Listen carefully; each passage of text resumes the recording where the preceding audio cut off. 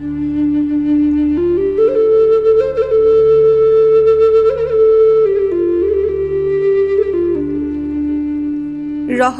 এক দেশ, যে দেশের মানুষরা প্রকৃতির মতোই শান্ত। শান্তিপ্রিয় তিব্বতীরা নিজেদের দেশ সম্পর্কে বাইরের দুনিয়াকে বেশি কিছু জানাতে পছন্দ করেন না। তিব্বতের রহস্যময়তার পেছনে সবচেয়ে বড় কারণ এর অনন্ত দুর্গম প্রকৃতি। হিমালয়ের উত্তরে বরফের চাদরে মোড়া তিব্বত শত শত বছর ধরে নিজেকে বহির্বিশ্ব থেকে আড়াল করে রেখেছে। বিশ্বের যে কয়েকটি দেশে অপার রহস্য লুকিয়ে আছে, তার মধ্যে তিব্বত অন্যতম। নিষিদ্ধ হিসেবে জগৎজোড়া কৌতূহল আছে এই দেশকে নিয়ে। তবে কেন নিষিদ্ধ দেশ তিব্বত, এ সম্পর্কে হয়তো অনেকেই জানেন না। চলুন জেনে নেওয়া যাক।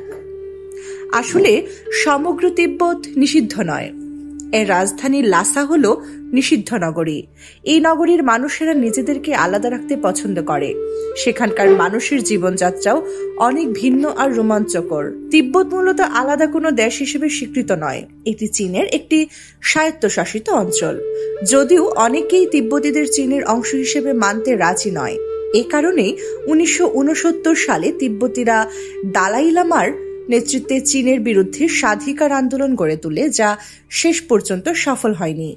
নিষিদ্ধ দেশ হিসেবে তিব্বতের পরিচিতির মূলে আছে এর বৈরী প্রাকৃতিক পরিবেশ, নিষিদ্ধতা, অদ্ভুত জীবনযাপন।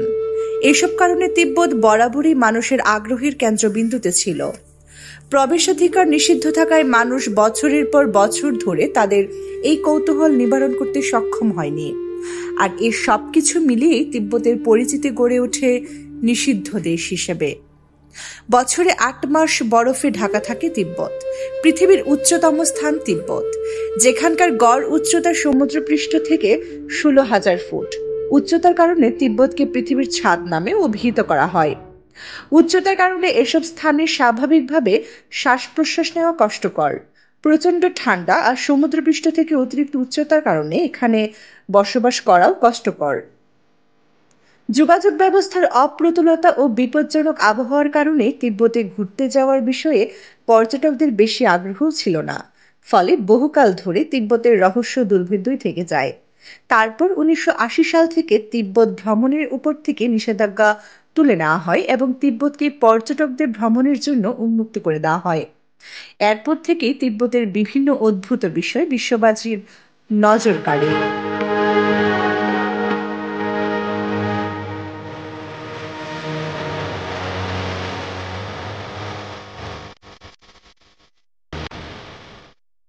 তিব্বতের সবচেয়ে বড় রহস্য হচ্ছে এর রাজধানী লাসা, যাকে বলা হয়ে থাকে নিষিদ্ধ নগরী। লাসা শব্দের অর্থ হলো ঈশ্বরের স্থান। তিব্বতীদের জীবনের ধর্ম একটি গুরুত্বপূর্ণ স্থান দখল করে আছে। পুরো লাসা জুড়েই ধর্মীয় আচার চর্চা করা হয়ে থাকে। তিব্বতীদের প্রধান ধর্মগুরু দালাই লামার বাসস্থানও লাসার পোতলু প্রাসাদে। শোনা যায় এই প্রাসাদের চূড়া সোনার তৈরি। এই বিশালাকার প্রাসাদটি প্রথম জনসম্মুখে আসে 1904 সালে ন্যাশনাল জিওগ্রাফিক পত্রিকায় এর ছবি প্রকাশের মধ্য দিয়ে। এই ছবি প্রকাশের পূর্ব পর্যন্ত বাইরের কেউ প্রাসাদটির ছবি দেখতে পায়নি। এছাড়া শহর জুড়ে ছড়িয়ে রয়েছে অসংখ্য বৌদ্ধ মন্দির। এমনকি সেখানে 4000 ভরি ওজনের একটি প্রদীপও আছে। জনসাধারণের জন্য প্রবেশ নিষিদ্ধ থাকায় ধীরে ধীরে এই অঞ্চলটি পরিচিত হয়ে ওঠে নিষিদ্ধ নগরী হিসেবে। শুধু দালাই লামাদের নিষেধাজ্ঞাই নয়, লাসার প্রকৃতিও এই শহরটিকে রহস্যময় করে রেখেছে।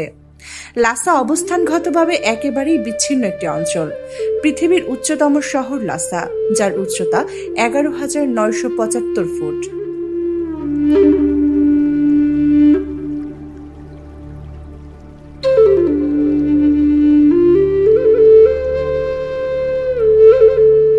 তিব্বতে ভ্রমণ। প্লেনে, ট্রেনে, এমনকি বাই রোডেও যাওয়া যায় তিব্বতে। তিব্বতের ভূপ্রকৃতি বা তিব্বতীদের রীতিনীতি রহস্যময় হলেও এগুলো সত্য এবং মানুষ এগুলো স্বচক্ষে দেখে তাদের কৌতূহল নিবারণ করতে পেরেছে। ভ্রমণ পিপাসুরা চাইলে তিব্বতের রাজধানী লাসাকে কেন্দ্র করে পূর্ব, দক্ষিণ, পশ্চিম ও উত্তর দিকে ভ্রমণ করতে পারেন। লাসা ও এর উপকণ্ঠে অবস্থিত পোটালা প্রাসাদ, তা চাও মন্দির, জেংপাং ও সেলা মন্দিরে ঘুরতে 2 দিন সময় লাগবে।